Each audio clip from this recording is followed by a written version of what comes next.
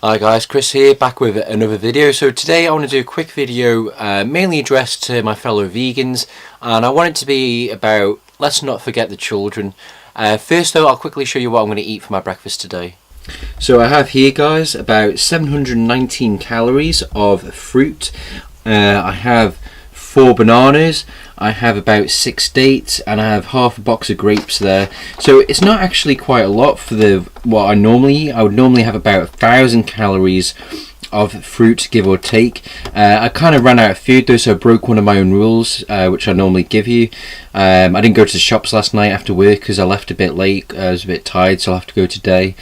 I'll probably get some strawberries, some kiwis, different things like that. So that's the kind of volume I'm going to have today. I usually have a bit more than this, and there's about 200 grams of carbs there altogether, so I'll quickly smash that down and get this video done. I just finished that. It was pretty nice. I always like having lots of fruit for breakfast. So I want to talk today about kids and starvation. Now then, in the vegan community I see a lot of different people using a lot of very good, a lot of valid arguments, but the spectrum of their arguments tends to be quite narrow in a lot of respects. So I mean, there's nothing wrong with arguing it from the perspective of the animals if that's what you're passionate about. I don't like animals suffering. I didn't go vegan because of the animals. I went vegan for myself, and then when I went vegan for myself, within a month or two I started watching Freely's videos about what happens to the animals, and that's what then turned me compassionate with regards to the animals, and that, so I'm vegan not just for myself and others, but also for the animals as well. But too many vegans, they never focus on the people side of it. Too many vegans, focus on, let's say, the animals, but there's always a very good, very valid argument which people fail to pick up on, and it's quite simply this: every single day 17,000 children die because they don't have enough food to eat. Now, I don't know about you, but I think that's a pretty valid argument. It's something that's quite serious and something that we as a community need to start pointing out to people more. Now then, I think that the total amount of people that die from starvation every day, according to the UN, is about 21,000. So you can see that children, disproportionately make up the majority of those deaths, and it's just so sad. So why is it that 17,000 children die every single day from starvation?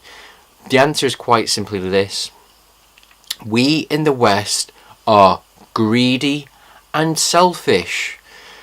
Rather than give grain to all of these people in Africa and different parts of Asia who are starving to feed them, instead we give it to animals to then kill those animals in cruel, horrific ways, to then eat those dead animals, even though we know it's going to give us heart disease, cancer, diabetes, you name it, long term.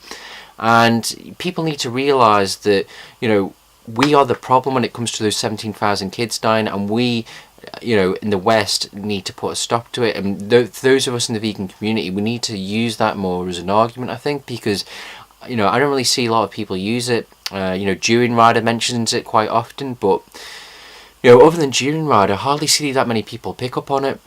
He has a lot of exposure because he's been around the world quite a lot. He's been to different parts of Africa, loads of places in Asia, so he's seen it, so it's quite visible for him, I imagine, whereas other people who've never done that, and to be fair, I've never done that, may not have that visibility.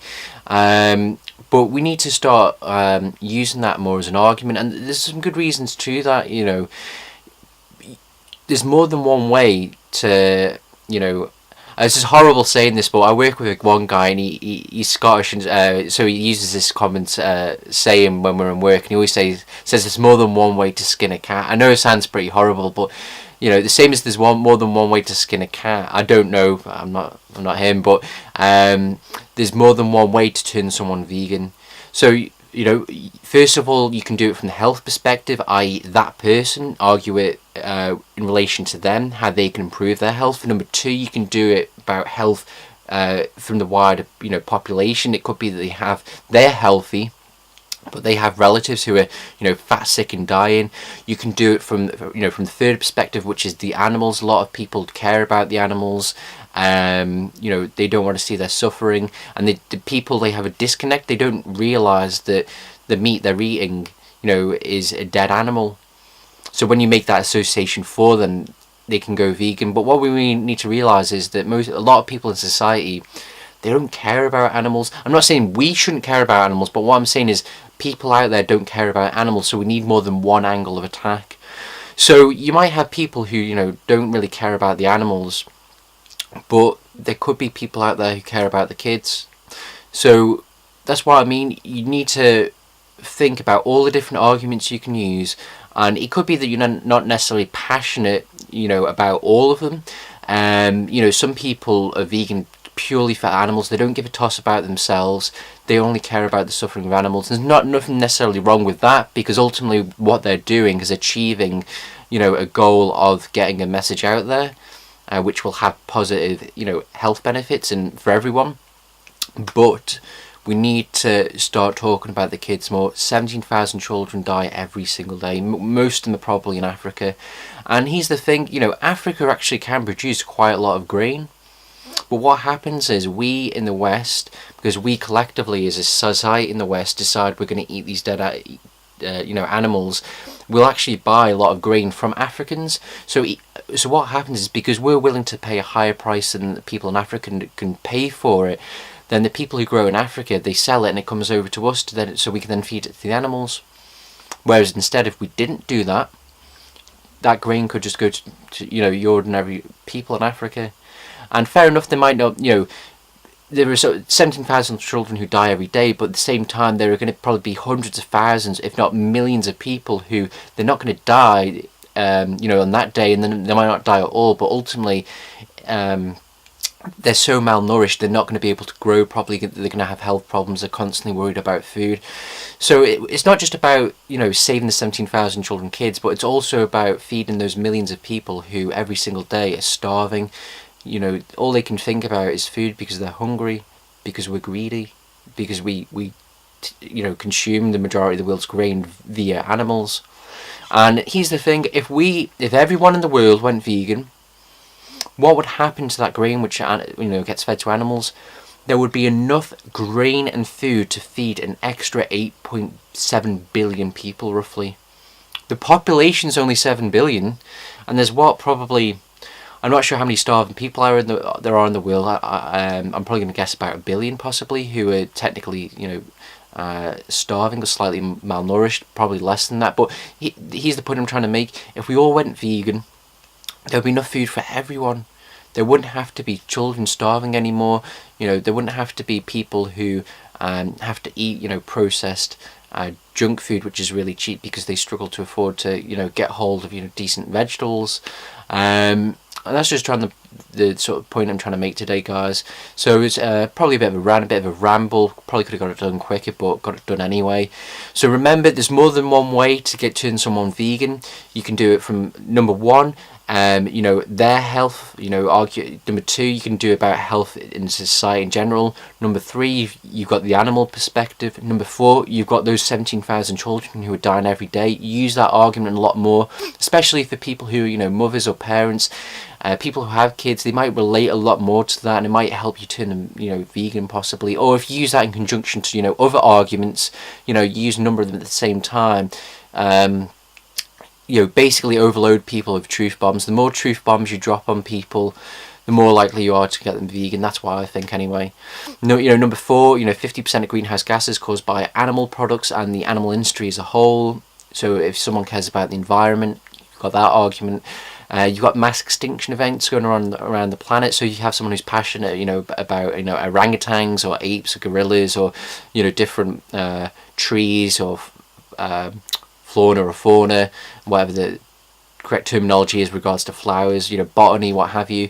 You can use that argument as well.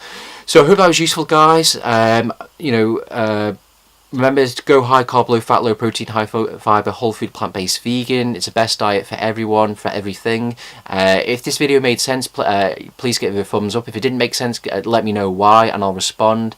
I hope this was useful. I'm just going to go out for today. So Saturday today, I'm going to go get myself a haircut. As you can see, my hair's a bit of a mess, so I'm going to go get my hair tidied up, get my beard tidied up, and check that out in my next video and see if I look a bit better. Until next time, guys, God bless, and I'll see you soon. Bye-bye now. Chris here, back with another video. So today I wanted to do Dear Fat People, except this is a late but very genuine response. So I don't really want to make this video about Nicole Arbour and Dear Fat People. So for those of you watching, if you don't know what I'm on about, just go YouTube Dear Fat People, and you'll see it soon. This girl in Canada called Nicole Arbour did a video called Dear Fat People, and let's be honest, she didn't really help fat people at all. She didn't help people who were overweight and struggling. She just ripped into them. My video that I want to do today, I want to try and help people. I broke one of my own rules, which I normally give you. I didn't go to the shops last night after work because I left a bit late. I was a bit tired, so I'll have to go today. I'll probably get some strawberries, some kiwis, different things like that. So that's the kind of volume I'm going to have today. I usually have a bit more than this. And there's... Hi guys, Chris here, back with another video. So today I want to do a quick video mainly addressed to my fellow vegans, and I want it to be about let's not forget the children. First though, I'll quickly show you what I'm going to eat for my breakfast today. So I have here, guys, about 719 about 200 grams of carbs there altogether, so I'll quickly smash that down and get this video done. I just finished that. That's pretty nice. I always like having lots of fruit for breakfast. So I want to talk today about, you know, kids and starvation. Now then, in the vegan community I see a lot of different calories of fruit. I have 4 bananas, I have about 6 dates, and I have half a box of grapes there. So it's not actually quite a lot for what I normally eat. I would normally have about 1,000 calories of fruit, give or take. I kind of ran out of food though, so using a lot of very good, a lot of valid arguments, but the spectrum of their arguments tends to be quite narrow in a lot of respects. So I mean, there's nothing wrong with arguing it from the perspective of the animals if that's what you're passionate about. You know, I don't like animals suffering. I didn't go vegan